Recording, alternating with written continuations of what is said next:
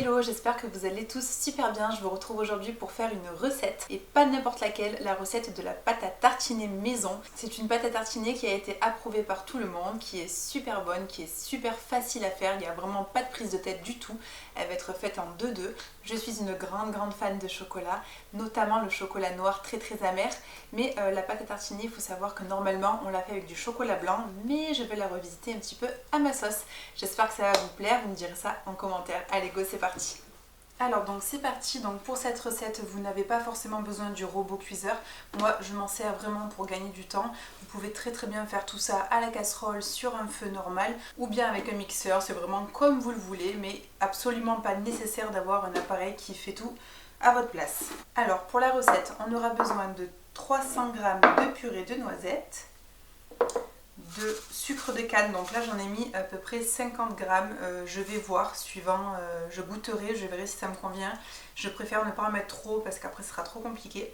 Ensuite on mettra 150 g de chocolat, donc là justement ce que je vous conseille de faire c'est de prendre 100 g de chocolat au lait et de rajouter 50 g de chocolat noir, histoire d'avoir un petit goût assez prononcé. Ensuite vous rajouterez 10 g de cacao en poudre qui est non sucré. Et puis 5 à 10 g d'huile de colza, de tournesol, vraiment ce que vous voulez, une huile qui n'a pas trop de goût. Et pour finir, on mettra un petit peu de sel, donc une demi-cuillère à café. Le sel, ce qui est bien, c'est que c'est vraiment révélateur quand on l'associe au chocolat. Alors, si vous n'utilisez pas de robot, vous allez faire fondre votre chocolat au bain-marie autant de temps qu'il le faudra, donc 10 minutes, un quart d'heure.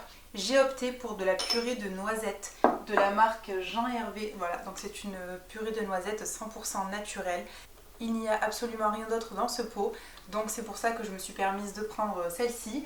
Mais si vous aimez le côté craquant dans votre pâte à tartiner, je vous conseille vivement de venir acheter à la place de la purée de vraies noisettes que vous viendrez en fait simplement hacher avec votre robot. Donc ce sera la même chose, simplement celle-ci, vous voyez, elle est très liquide, c'est carrément de la purée en fait.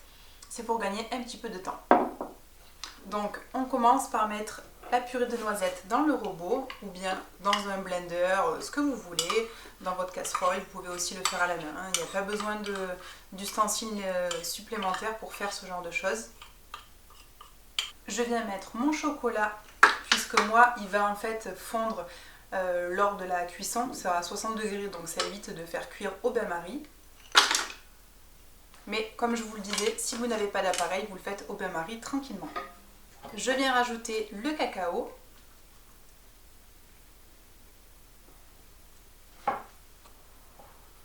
Je viens mettre l'huile de colza. J'ai opté pour l'huile de colza parce qu'elle est bonne pour la santé, mais vous pouvez opter pour l'huile que vous voulez. Et vous venez mettre le sucre. Donc là, je vais peut-être pas tout mettre pour le moment, je vais laisser un petit peu de côté. Je resucrerai juste après si nécessaire.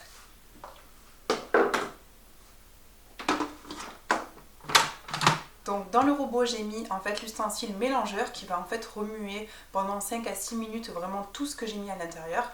Si, comme je vous disais, vous n'avez pas ça, ne vous inquiétez pas, vous pouvez le faire dans une casserole avec un fouet. Une fois que votre chocolat chaud a fondu, ce sera le dernier ingrédient à mettre dans votre recette.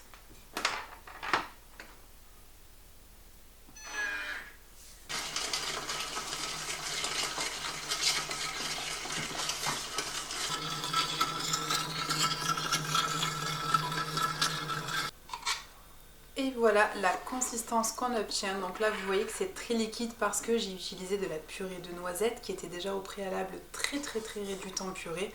Mais comme je vous disais, si vous souhaitez utiliser des noisettes que vous concasserez vous-même, il n'y a absolument aucun problème. Si vous souhaitez un rendu qui sera un peu moins liquide, vous pouvez très bien rajouter soit du lait en poudre qui va venir épaissir le tout, ou bien alors venir carrément remplacer la purée de noisettes par des noisettes que vous aurez bien mixées.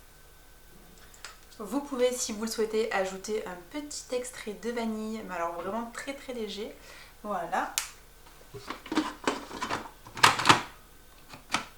Vous venez prendre un bocal que vous aurez gardé, par exemple, moi c'est un ancien bocal de miel, pour venir transvaser votre préparation.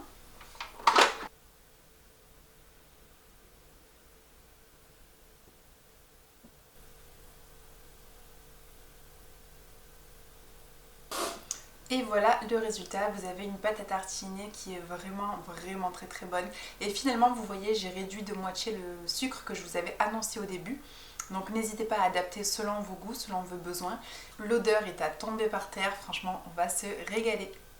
Donc voilà, vous voyez, la recette est assez facile finalement, pas besoin de se casser la tête. Si vous avez un robot, franchement, ça prendra moins de 5 minutes. Et puis si vous n'en avez pas, il n'y a absolument aucun souci, vous faites ça dans un bocal avec un fouet. Vous faites fondre, n'oubliez pas, votre chocolat au bain-marie tranquillement et vous aurez exactement le même rendu. Si vous souhaitez que la pâte soit un petit peu plus épaisse, vous pouvez très bien, comme je vous disais, rajouter du lait en poudre ou bien utiliser des noisettes, des vraies noisettes que vous viendrez concasser. Et sinon, n'hésitez pas à le mettre un petit peu au réfrigérateur pour lui donner une consistance un peu plus compacte. Voilà, donc ça, je pense qu'avec de jolies crêpes, de bonnes gaufres, on va tous se régaler. N'hésitez pas à la refaire cette recette et à me dire en commentaire ce que vous en avez pensé, je suis sûre que vous allez vous régaler. Si vous n'êtes pas encore abonné à ma chaîne, surtout n'hésitez pas à le faire, ça me ferait très plaisir. N'hésitez pas à laisser un petit pouce sur cette vidéo si elle vous a plu. Et d'ici là, on se retrouve très bientôt dans une prochaine vidéo. A bientôt, bye bye.